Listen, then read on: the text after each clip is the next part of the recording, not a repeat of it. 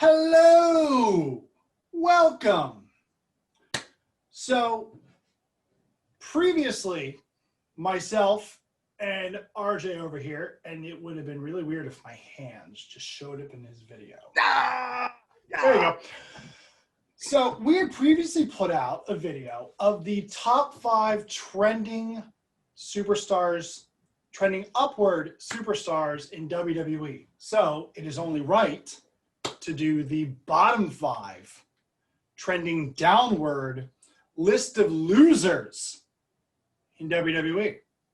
So again, these are the bottom 5 or top 5, depending on how you're doing it, but they are trending downward since WrestleMania. Go ahead. Alrighty, so first off here, I know some of you are gonna hate me. Braun Strowman. Quite literally, the highlight. He gets the title at WrestleMania. And then what? Feuds with Bray Wyatt, feuds with The Fiend, really doesn't have direction.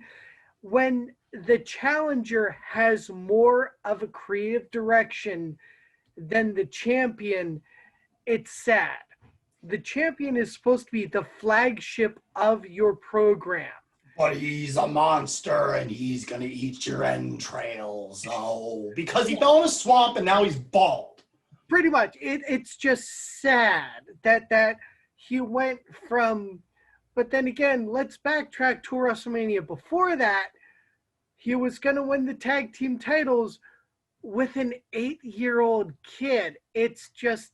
He has Was that the year before? Was that 35? It was 1 or 2 years ago, one of the two. But the point is, the literal highlight of Braun Strowman was winning the title because Roman Reigns wasn't there. He's had no direction. They haven't really done anything. So I'm going to try to inject a little bit of logic into this one, and I don't know why I'm doing it. But if he falls into a swamp and loses his hair, did the swamp cause him to lose his hair? Because if that's the case, why does he still have a beard? I rest my case, Your Honor. Next. Ignore the man in the hat. Alrighty, going on. I'm also... You're gonna hate me. Usually. Rey Mysterio. Well, he has one eye, you jerk.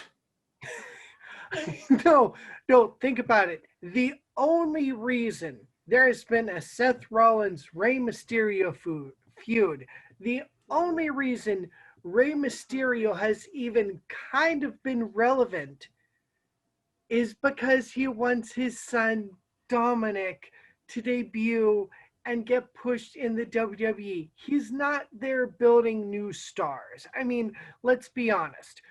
Rey Mysterio lost an eye to Seth Rollins. Okay, Seth Rollins picked up the win, but did he need that win? Did he get anything from Rey Mysterio? Or was Rey Mysterio just a placeholder because he wants his son to wrestle in WWE? He's not really doing much. He's just there. He's a legend. He doesn't really have to do much, although I wish he would have 2 eyes because he could really see the ass kicking he's going to give Rollins on Sunday. Sorry, we're recording this before SummerSlam. I'm assuming that Dominic is going to just whip that, all over the place. Maybe he doesn't. Here's a fun fact. Dominic is debuting at SummerSlam 2020. What was he doing 15 years ago at a SummerSlam? Don't you know? Don't reference.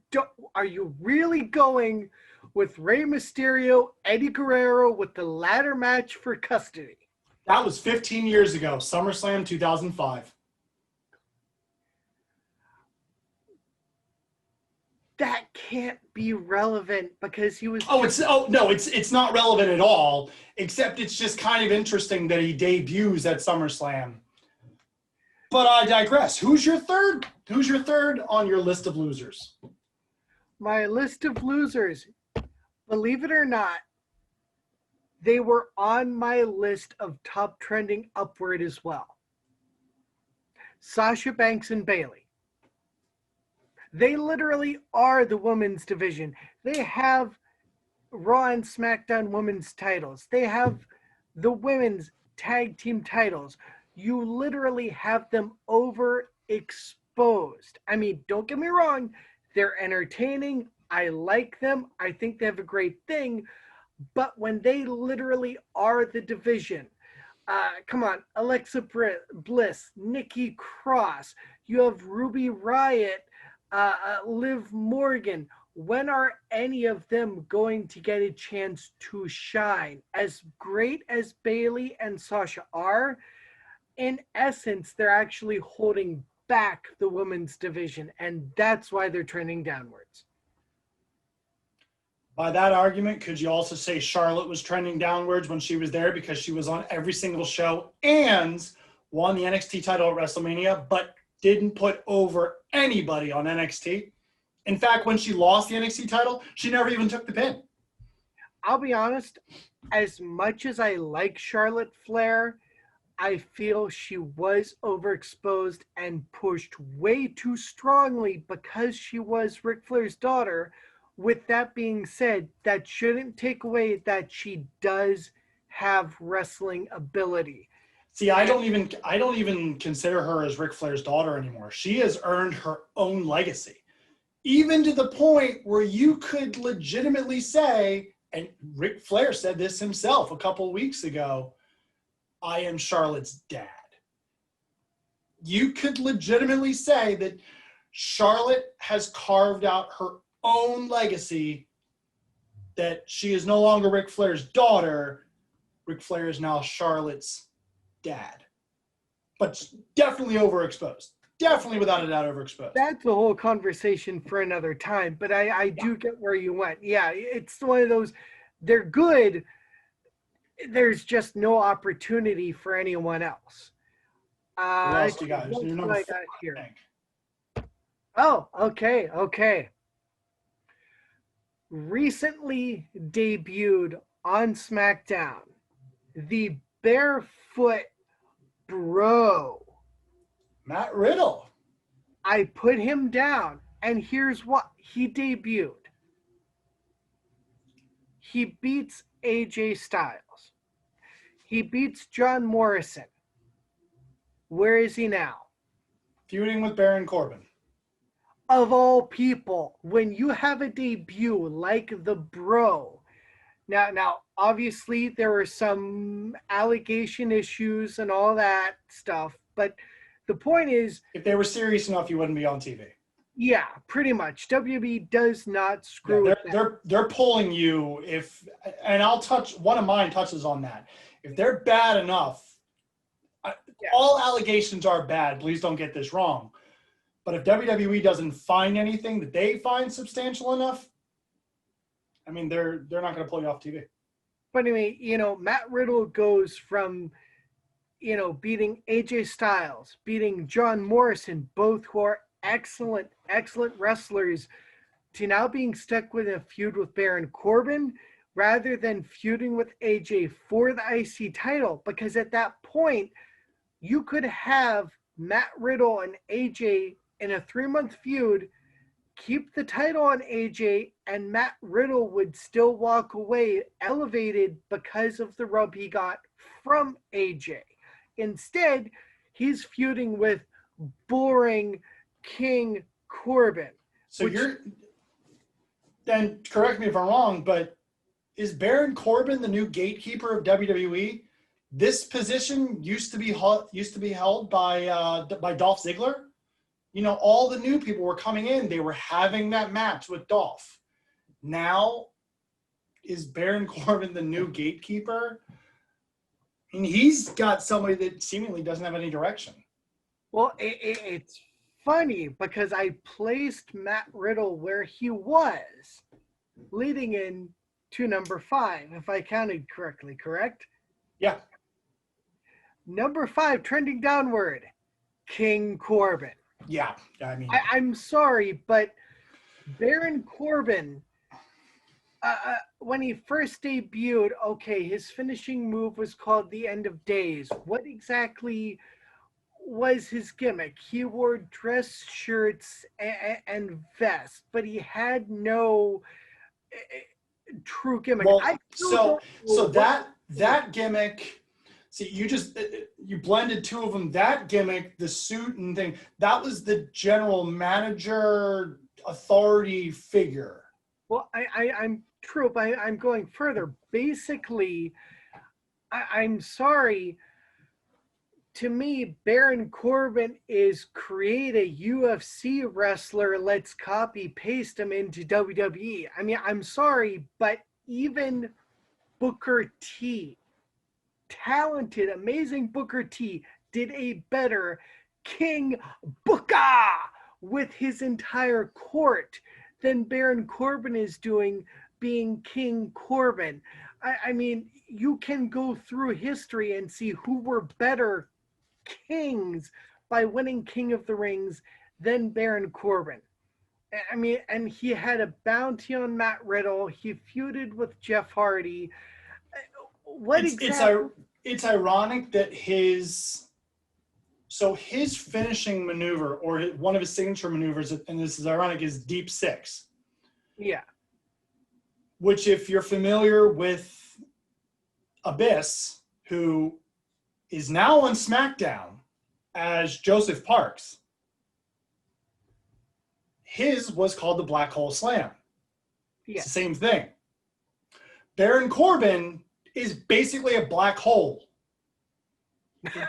You don't want any, and I like that one.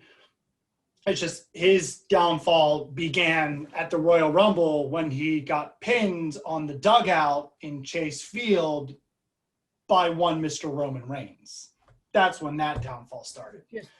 But it is still trending downward. That is still a downward. It's just he's kind of a black hole. So my 5 list of losers. We're gonna go Austin Theory, number 1. So he came. Oh gosh. Who? You mean the guy who randomly showed up, got thrown into a feud, replaced someone else, and disappeared again, who no one remembers? Trending downward. So he came in as one of Zelina's, gorgeous, guys or whatever, stable of hotties, whatever you want to call them. And then he was ousted from that, and he was thrown in with the Messiah, with Seth Rollins.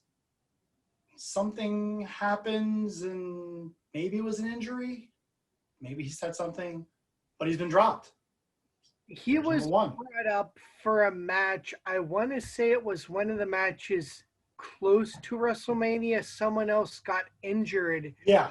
And he got thrown in. Well, and that was the whole reason why Angel Garza came up. Angel Garza came up, got called up to replace somebody. He has made the most of it. Austin Theory, same situation. Called up, he didn't make the most of it. No. Same situations, obviously different characteristics. So that's number 1. Number 2, Jackson Riker.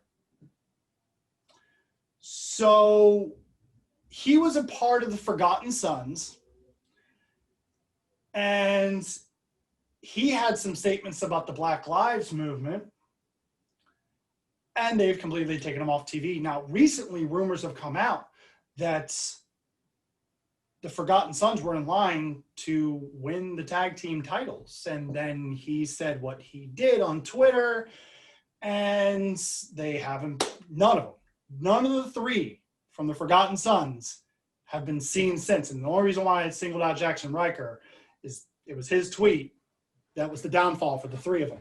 So guilty by association. Essentially, yeah. Number 3, Kevin Owens. So been relevant, really? What was his? Well, so keeping in mind, this is a bottom 5 trending downward from WrestleMania, basically the last 6 months. He was in a great story with Seth Rollins, and then word came out that he might have tweaked his ankle, and then he came back, and then he didn't want to work the pandemic, and then he went away, and then he came back. He's kind of been come and go. So in my mind, I mean, he's entertaining. He's great when he's in the ring. He's great when he's on the mic. But he trended downward. Now this could change after SummerSlam, but for this last 6 or so months, he's definitely trended downward. Number 4, Nia Jax. She came back, I believe, the night after the WrestleMania from a double ACL.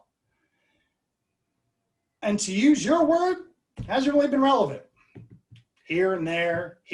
She's kind of in a good story, then she's kind of not. Then then word is, does she or didn't she injure Kairi Sane? And then she's suspended by beating up somebody from the front office. So Nia Jax, and it's no fault of her own necessarily. Maybe the injuries portion of it, if it is true, but it's no fault of her own. But she's just spinning in water. And now she's suspended without pay. She shows up on Raw Undergrounds. Here's the thing with Nia Jax. I get it. She's related to The Rock. So she's being given opportunity after opportunity. I'm sorry, but Nia Jax, however, I'm bad with names, but Nia Jax is not Awesome Kong. Nia Jax is not Jordan Grace. Nia Jax is not Havoc. Nia Jax is the opposite of all 3 of those names. She simply doesn't have the wrestling ability, and I'm sorry, but she really shouldn't be wrestling based on the long list of injuries that have cropped up. Whether she did or did not cause them, that's a different story. She's around them when they happen. But I mean, how can you keep pushing someone when you're not getting anywhere? Like I said, Awesome Kong / Karma, great talent. Jordan Grace, great talent. How can you keep pushing someone who can't do what she can do? So here's the thing about Nia Jax. And I don't know how many wrestling fans realize this, but prior to coming to WWE, she was a model. She didn't work the indies, I don't believe. She was a former model. And yeah, when you think model, you may not think her. You may think Mandy Rose. 2 totally ends of the spectrum. But her training is legitimately there with WWE. All these other people you've mentioned have gone through the indies, have gone through the system in one way or another. Nia Jax just needs more time. Number 5, the last one that I have on here, Otis. He won at WrestleMania. He beat Dolph Ziggler. He was in the right place at the right time with the Money in the Bank briefcase. He is currently still holding it. He is in a story with Mandy Rose.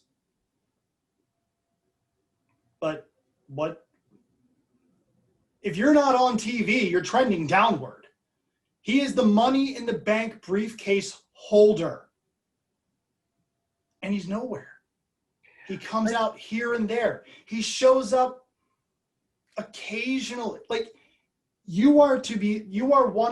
take a look at every other Money in the Bank briefcase holder. Yes, we are in different times. Yes, pandemic, no fans, all this. But social media, Twitter, I mean, that's where you can get your reactions now. I cannot recall a single Money in the Bank briefcase holder that has not been on TV for more than 2 weeks at a time. He's not on. Say, when you go down the list of Money in the Bank winners, I mean, you're going through Edge, CM Punk, Alberto Del Rio. Even the two that lost were still, I believe it was two, were still prominently featured. Damian Sandow and John Cena still featured almost weekly on the product with the briefcase. Well, you kind of have to remove John Cena from that one because he is John Cena. Well, no, you don't remove him. He lost. The only difference is he pulled a John Cena move and said, "I will give you 1 week to prep." CM Punk, I'll give you 1 week to prep. Yeah. And he lost. Like, that's where you pull the John Cena. But if you didn't know that he had it, you would think nobody's holding it. It looked like they were going somewhere with Otis, and then they hit the brakes on it. With that being said, my problem kind of goes back a little to the actual Money in the Bank match. I mean, for lack of a better term, he won it by luck. He was in the right place at the right time. He didn't win the match. So that tells me they weren't sure who was supposed to win, me speaking of the writers. And with that being said, they had no clear plan or direction of where they wanted to go with the winner. So it's a matter of putting the cart before the horse. It's what they always do. It's what they're doing with Retribution. Do they really know who's in it? There's mixed reviews. There's mixed talk of who they think is really in it, but it's a cart before the horse. He seemed to win it because he was very, very popular with the fans. He was very, very over on social media, which is great. You want to listen to your fans. But remember when Zack Ryder did that and then they killed his push? They gave him a push just to lose it because... So for every Zack Ryder, you have a Daniel Bryan. Zack Ryder got over on himself, got over by himself. That is different than being popular with the fans. Zack Ryder got over from his YouTube channel, whereas Daniel Bryan got over on the product. So for every Zack Ryder, you have Daniel Bryan. They just don't, it's a cart before the horse. They don't seem to know what they're doing with the people in place. They're not booking backwards like you would hope that they would. Here's where we're gonna go.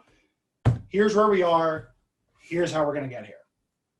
The only reason I can think, and this would imply WWE actually thinking long term because we know how well they do that, is to spin off and break up Heavy Machinery. Are they already? I mean, you would think they're already broken up because, again, you're not seeing them on TV really ever. Where I would go, let's. Do you want a fantasy book for a minute?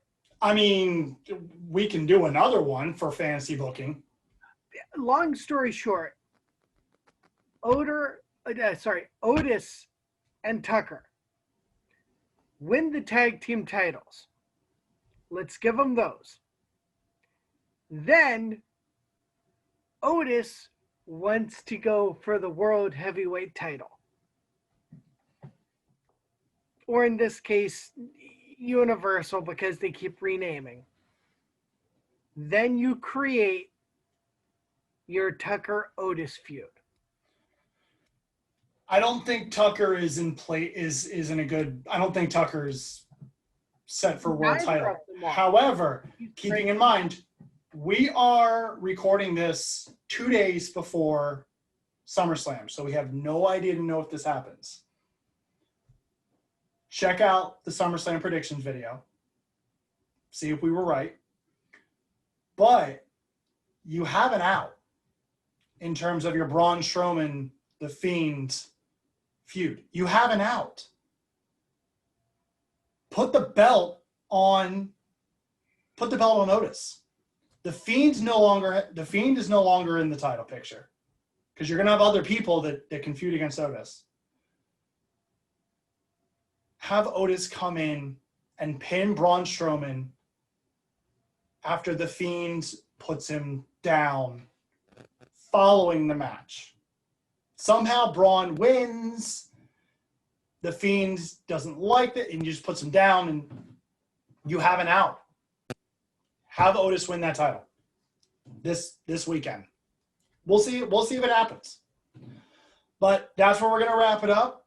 If you liked any of this, drop a like below, leave a comment. Give some of your ideas. Give some of maybe your top 5 or bottom 5 in whichever way you're looking at this. Subscribe to the channel. We have some other cool stuff coming later in the year, and we'll check you on the next one.